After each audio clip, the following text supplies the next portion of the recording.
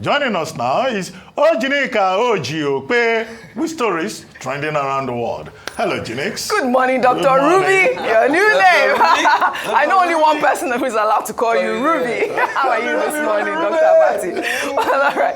Our favorite Nigerian wife. Good morning. No one will know what's going on. How are you this morning?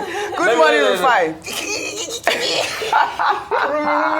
Well, all right. I'm glad you're all excited this morning. Well, all right. Good morning to you, viewers. Let's begin what's trending. As the good people of Edo State prepare for the governorship election slated for September 21st, the candidate of the Labour Party, Olumide Akpata, who attended the debate organized by the Edo State Council, Nigeria Union of Journalists, over the weekend, berated the candidates of the All Progressives Congress, Olumide Okpebholo, and his People's Democratic Party counterpart, Asue Ighodalo, for not showing up for the debate. Akpata called on Nigerians to insist that those aspiring to govern them must be made accountable to them. He described the failure of both candidates to honor the invitation to the debate as an outright disregard for the people of Edo State. Let's take a look. Asue Ighodalo comes from the private sector like I do. Which employee goes to take up a job without an interview?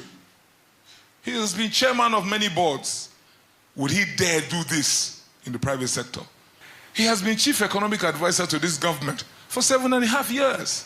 And you say you go do them. What do you want to do? Now 9-day break? Monkey the born dog? No. That's why he can't come here. Because you must be, it is disingenuous for that individual to attempt to extricate himself from a team that he has been an integral part of. You cannot. You say your hand not there, your full body there inside. APC had the temerity to even suggest that Senator Oshomole should go and stand in for the candidate that by themselves they selected. We not send a message. Our hand not there inside. They do primaries. Bring our candidate. Now you want to speak on his behalf. You not say as they don't see us finish. For them to even have the gall to even suggest that he will stand in as a surrogate to speak on behalf of the one who cannot speak. Not be juju be that. They don't see us finish. Not be juju be that. But you know, like you said, or like we all know, debates don't win elections. But it is so important to hear their voices. I saw you cracking up when Akpata was talking about Oshomole. But we've seen him in the campaigns, campaigning heavily for Monday, which is, I mean, we've talked about this. Even during the presidential election, we really wanted to hear from all of those that are contesting. But before you come, I'd like to put all these stories together so you can tie everything all together. In the meantime, the Edo State Government on Tuesday raised the alarm over the arrest of the leaders of the People's Democratic Party.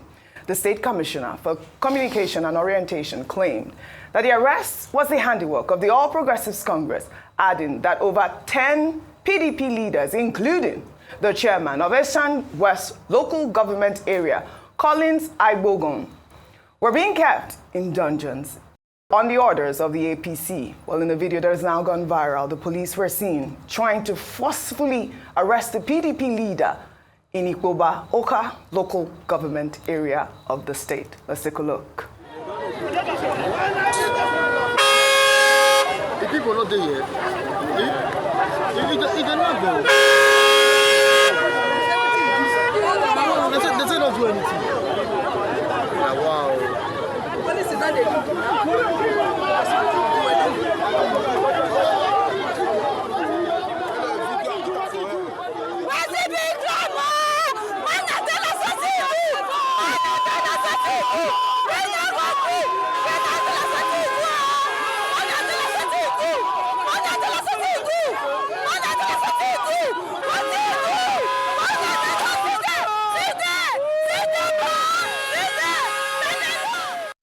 That man should find that woman. Her histrionics saved the day. It sounds funny, but it is not. What were they doing? I thought it was important to highlight that video for the Inspector General of the Police to find out what exactly was going on there. They say he's a PDP chieftain What was the arrest? Why did they stop? Plus many other PDP chieftains that have been picked up in Yes, Edo State. about 10 Asue they said. Ighodalo talked about this Yes. when he came. And that's why this race is looking skewed.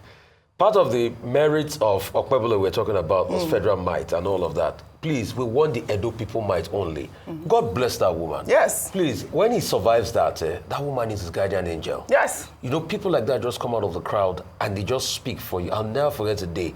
Somebody hit me for the back and I had an accident. I was about to let the guy go, but the woman came and said, please, enforce on your rights. He did X, Y, Z. Don't let him go. God bless that woman. But very sad, the kind of elections. But as regards people that say debate don't move the needle, I disagree. If debate don't move the needle, why is Okpebholo not there? Why are they saying want to send the Oshomole? It's because it moves the needle, because you know when you get embarrassed on the debate floor, it will take people against you, so debate matter. It matters a whole lot. It matters a whole lot. And let me give you 2 instances. Number 1 instance is 1993. MK Abiola Baba and Bashir Tofa. After the debate, a lot of Nigerians knew where they were going. That famous debate where Bashir Tofa was asked a question, I think it was on petrol price, pump price of petrol. He couldn't give a convincing answer. That debate killed it for Bashir Tofa. In America also, Michael Dukakis was doing very well in 88 in the polls. He was asked a question, I think it was by CNN journalist Bernard Shaw, that if Kitty Dukakis, his wife, was faced in a crazy scenario, it was about, gun security and all of that.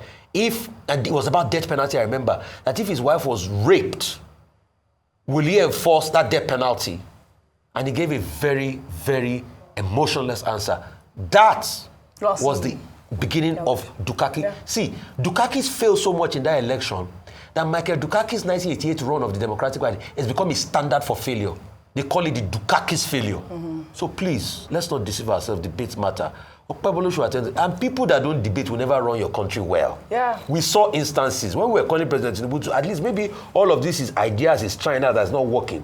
Maybe if he had debated them, we will not be where we are today. Yeah, I mean, I actually so debates matter. Yeah. If it doesn't matter, they will not run away from it. Yes, I actually liked Akpata's point there where he said that, it's an outright disregard, disrespect for the people of Edo State if you cannot come out and address them in public so the public can actually question you. I know you guys all discussed this, candidates, the 3 running mates, as we saw on the headline of this day newspaper. So I'll just move on to this. Ighodalo has jumped on the collabo challenge. On the video posted on the PDP governorship candidate's X account, Ighodalo's friends, including his wife, were seen introducing themselves. Let's take a look. So should we vote for PDP or Asue Ighodalo? I'm not the candidate, I'm the candidate's partner in business. I'm not the candidate, I'm the candidate's older sister. I am not the candidate, I'm the candidate's guy. I'm not the candidate, I'm the candidate cousin. I'm not the candidate, I'm the candidate's best friend.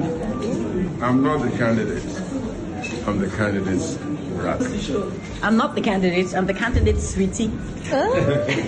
I'm not the candidate, but I'm the candidate's wife. Yeah. I am the candidate. Fantastic. Good optics for Asue Ighodalo. May the best candidate win. It's over the weekend. This weekend. A quick sentence from you, Dr. Abati, before I take this story here. Well, a very, very entertaining collabo challenge. Yes.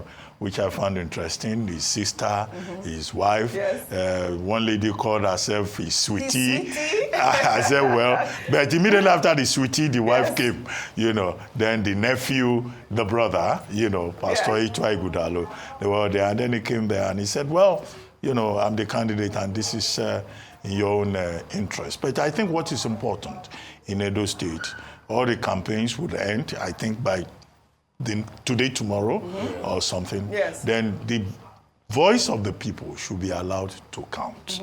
The people should be the ones to choose their governor. Absolutely. Not federal might. Otherwise, what you are likely to have will be a long litigation process.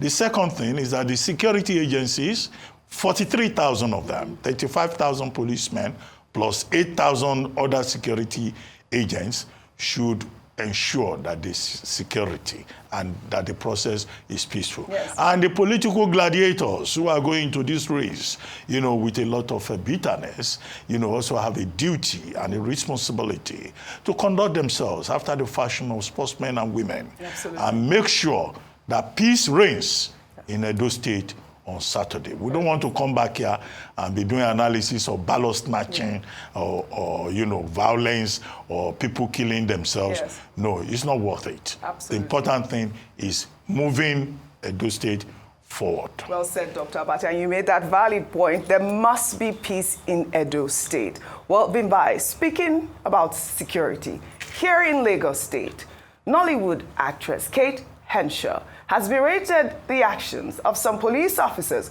who tried to arrest her after accusing her of driving against traffic. Let's take a listen. Come. For a long time, for months, maybe over a year, it's been dual carriage in front of City of David and on the other side where they have their school. Because when they were constructing, they didn't say, don't pass here, don't go here. People have just been managing with the traffic lights and everything. I'm trying to come into the street, the road, and I see a police van. And then this policeman comes, of course, with his rifle across his dry chest and says, I'm arresting you. I'm like, arresting me for what? Because my window is down, he sticks his grubby fingers into my car, trying to open the door. I'm like, what are you doing? What are you doing? We're going to the station. I said, for what? I'm arresting you. When we get there, you will talk. I'm like, where is the sign here for one way? If the road is finished, put a sign there. Now, they've left there. Obviously, money-making scheme didn't work. They've carried themselves away from there. Still, there is no sign. Tomorrow, they'll show up again. Come, Mama Farakbap. I wonder what she said right there, but she's absolutely right. I mean, I'm sure you must have experienced this sort of nonsense that our police officers, some of our police officers, like she mentioned, make us go through. I mean, she also posted some clips of, some police officers. If we have that clip, can we pull up the clip of a police officer that actually had that same issue? The sun will come out very soon. The sun will come out very soon. So how was I supposed to know today then? If yesterday it was okay to pass here? Was it not okay to pass here yesterday? I'm asking, Chief. Was it not okay to pass here yesterday? Today, this morning. Say anybody that take one way, you should be arrested. How are we supposed to know? How are the drivers supposed to know if yesterday you said we should pass one way because they are constructing? Where am I following you to now? I want to meet my wife. All right, Vimbai, our favorite Niger wife. Yeah, the truth is that with a lot of these roads, you almost have to use the Holy Spirit to know which way to pass and which way not to pass, because the signage is not always very clear. Yes. With Kate Henshaw, I know the exact intersection she's talking about. It scares me. It terrifies me, because I get anxious when I get there because I'm confused. Which way am I supposed to go? Which way? They renovated, or rather they reconstructed it, redesigned it a couple of years ago. So for so many years, we've all known that you can take a left turn and into that road or whatever it is. So, but all of that is understandable, right? I think the real issue is just the communication around it. You know what I mean? Because my thing is, there's supposed to be signage. Maybe they remove it, or is it? We don't know how it operates. Because truly, when there's a change of lanes or a change of how the road is constructed, there's supposed to be very visible signage to show. Yeah. But the public relations that happens between the traffic officers, the police, and the people is also just another huge issue, because, the way it's handled sometimes is just unnecessary. It's really unnecessary. Sometimes there's an unnecessary escalation. We too are also part of the problem, because a lot of us will start replying, do you know who I am? Do you get what I mean? Do you know? So, I mean, look at this police officer but it's coming out really quickly to come and collect, what do you call it? Yeah, because this is the thing, because we're so accustomed to being bullied on the road. So sometimes there's so much confusion about what is the right and what is the wrong. So, you know, I get her confusion. I really hope that they can work on that intersection, put some signage up and make sure that the police or whoever's responsible for removing the signage across, not just this intersection, across Nigeria. Yeah, I heard our producer, OjyOkpe, saying sometimes they remove the signage. So if you take a survey of road signs in Lagos and other parts of the country, it's totally appalling because you don't have enough road signs. So the very first thing is put a lot of road signs. And all of this that you see police officers coming to do, because the revenue from the fine they collect goes to the pocket of the police officers, and you don't need that. No. The revenue from the fine is supposed to be revenue for the government. So what do? Put technology in place. You can even partner with private organizations to get cameras in those places that if there's infraction, all they just need to do is to take your plate number, then they send you the infraction. You can either challenge it or you pay for it, and everybody's moving. So you don't need to stop people and delay them and wheelie them and tow the car. It will save you the cost of the police on the road. The police will be deployed to many other things. It's going to save people time and all of that. So let's act like we're in a civilized I mean, I also got a traffic infraction via text message, and I was able to pay for that. It was about 40,000, and that's because there was a camera. The camera took a picture, so I had a So if you don't need to come in and stick your grubby fingers into the car, but I thought it was important to highlight this, especially for the Lagos State Police Command. We'll take another story. Well, in the wake of the humanitarian crisis in Maiduguri, the Borno state capital, caused by the devastating flood that has claimed over 30 lives and displaced over 1 million people, the leader of the Labour Party, Peter Obi, on Tuesday donated 50 million naira to the victims of the flood. Peter Obi made the donation when he visited the governor of the state, Professor Babagana Zulum. He said that he is committed to providing relief and assistance to those affected. We're here to condole and commiserate with the governor and the good people of Borno State on the recent flooding that devastated Maiduguri and environs, as well as led to loss of life and properties. We came here as the parts of the nation, because whatever happens here happens in the entire country, and to thank the governor for what he's been doing since then and the great work he's been doing. Fantastic. I mean, Peter Obi joins other leaders. Atiku Abubakar, I believe, donated 100 million. We also saw from Aliko Dangote. I mean, the donations have to keep coming to aid the people of Borno State. But you know, he made some valid points, I believe last week, where he talked about we as Nigerians also have to act as good citizens. I believe there was a story that came out. I believe he did an interview with News Central, and then they said something about he's ready to become, a vice president. But Peter Obi debunked that allegation that he expressed readiness to become vice president to another candidate in the 2027 general election. Let me just quickly take an excerpt of Peter Obi's tweet. He wrote on Twitter, "As I have always maintained, I'm not desperate to become president. I am determined to see Nigeria work. My statement was unequivocal, and I am genuinely surprised by the misrepresentation of my words. For the avoidance of doubt, I never stated at any time that I would be vice president to anyone. It's unequivocal. I have consistently maintained that I am open to working with those committed to building a new Nigeria. My commitment to Nigeria remains steadfast, and I even believe it is possible to contribute to its progress without occupying any office, as I am already doing." Fantastic. I'm glad that he was able to clarify that. You don't have to occupy an office to be concerned about the welfare of Nigeria. But before we take our final story, we'd like to congratulate the president of the African Development Bank, Akinwumi Adesina, and his colleagues on the occasion of the bank's 60th anniversary. The commemoration of the 60th anniversary of the bank was held in Abidjan, Côte d'Ivoire, from the 9th to the 10th of September. Well, here is a video of Adesina and members of the bank's board showing off their dance skills to mark the milestone.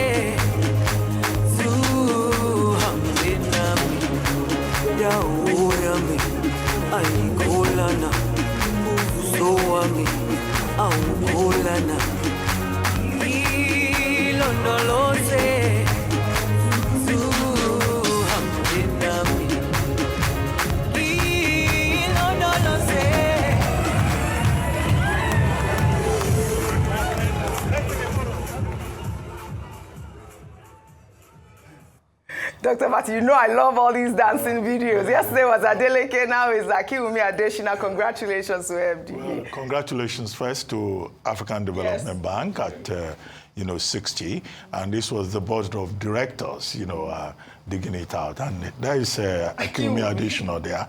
I would have been surprised if the bow tie was missing.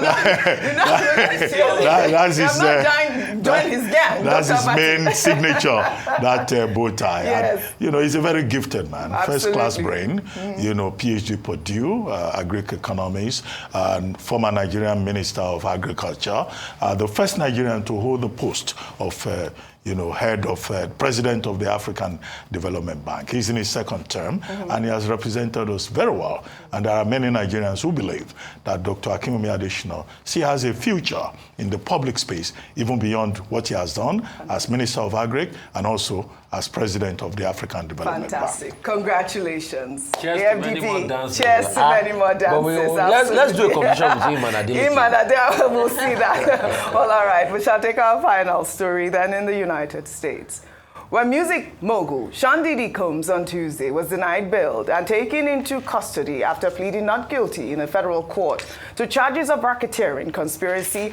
and sex trafficking. Prosecutors argued that the music mogul should not be released because he had previously reached out to witnesses and victims. Prosecutors alleged that Combs created and ran a criminal enterprise through his business empire that engaged in crimes including sex trafficking, forced labor, kidnapping, arson, bribery, and obstruction of justice. He's a monster. He's literally a monster. The billionaire rapper. I'm a savage! Oh! Now facing some serious music. This man is gonna go down. I saw the aftermath, the bruises, the busted lip, knots on the head. Sean Diddy Combs accused sex party freak-offs. They allege that Diddy filmed it. Of shocking crimes against multiple women. It's probably not the half of it. And the evidence is damning. You expect to see Diddy in handcuffs? I do. Each one of those charges carries with it a 25-year sentence. 25 years is what he's facing. Sex party freak-offs. My heart goes out to his daughters at this moment because, I'm sure they cannot believe some of the things that they've heard about their father. They're 17 years old. We'll continue on the story as the story develops. I'd like to thank you all for your great analysis, as always, on What's Trending. Well, that's all I'll have for you guys on What's Trending today. I'll see you all tomorrow.